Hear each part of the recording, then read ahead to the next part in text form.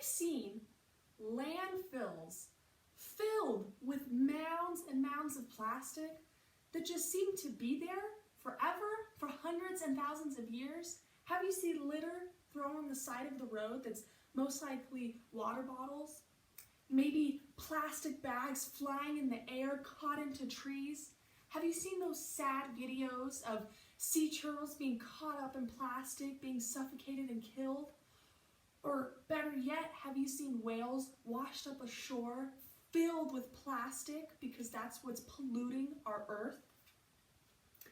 So, plastic is a giant concern to our ecosystem. It causes pollution, lots of pollution. According to Medline Plus, pollution is a mixture of solid particles and gases in the air. These can consist of dust, pollen, or chemicals from factories. I care about plastic and the pollution that it causes because our Earth, we only have one Earth, and we might as well make it last as long as we can. We have grandkids that want to enjoy the Earth just as much as we are, and we want to as well. You should care because most of you have siblings, nephews, nieces, kids that you want to see enjoy the Earth and that you want to see prosper and have a great time and not see the harmful effects that plastic has. My name is Technical.Petrovic, and I am interested in reducing plastic and all the effects that plastic has. So I am an advocate for reducing plastic, whether that's using reusable water bottles or bags, and also just reducing, buying plastic when you go to the store. Maybe, bring your own plastic bags, put your veggies in. So I'm going to talk about two things. First, how plastic is developed chemically, and second, how that chemical compound or structure makes it so difficult to decompose in our landfills and oceans and whatnot. So to start, the most common plastic is called propylene, which is also known as propene. So propene is a simple chemical compound made of petroleum, according to Life Science, who was written by Natalie Woolcover, who has a bachelor's in physics. So the chemical formula for propene is C3H6. So this means that it is made out of 3 carbons and 6 hydrogens. And it is also considered a double bond.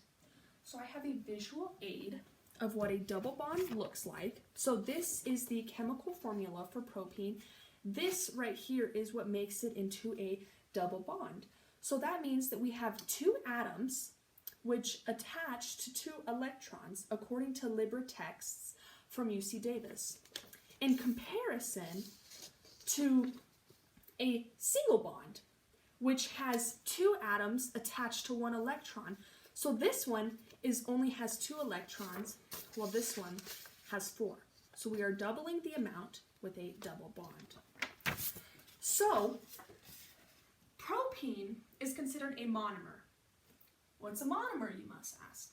A monomer is a small molecule that joins together with other monomers, according to a professor from Brooklyn College.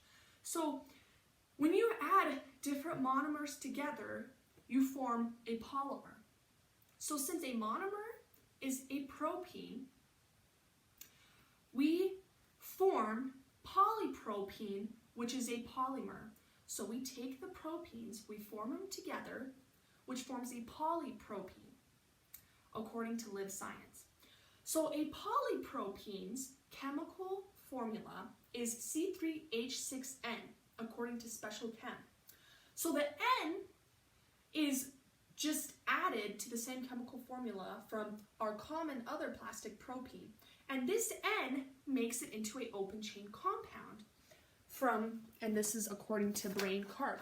So this is an open chain compound, which is a linear structure compared to a closed compound, which is obviously a closed structure. So polypropene is also resistant to heat, according to the University of York, which which is obviously hard to decompose, which goes into our next point. So now that we understand how plastic is formed chemically, we are going to discuss how that chemically structure or compound doesn't allow it to biodegrade easily in our ecosystems. So first, we are going to discuss the basics of why plastic doesn't decompose. So number one, it's man-made. We all know that. We all know that, a scientist put, the different monomers together to produce a polymer according to Live Science, and this makes it difficult to decompose because it is not a natural element in our Earth. So now that we know, we are going to discuss why chemically it will not decompose. So polypromere is made out of carbon-carbon bonds, which are very durable. So carbon-carbon bonds have carbon as a base, and carbon-carbon bonds allow carbon to just bond together, which make it very durable and strong and resistant to heat, which hence makes it difficult to decompose or biodegrade. And this allows for long chains to form. So organisms, in result, have a difficult time breaking down polypropene. And this is because also polypropene, also known as PP, takes too much energy to form, which causes the organisms to take too much energy to decompose, and they don't want to do that. They rather head over to the next, the next pile of trash where they're able to easily decompose bananas, veggies, or whatnot. So to summarize, we looked into why and how the chemical compounds of plastic are formed, and then we discussed how those chemical compounds make it so hard to biodegrade. So I hope that this presentation helped you understand the effects of plastic, why it is what it is, why it's so hard to biodegrade, and maybe you're able to reduce your use of plastic or reuse your use of plastic by using reusable water bottles, reusable bags, or just using less plastic in general. Thank you for listening to my speech.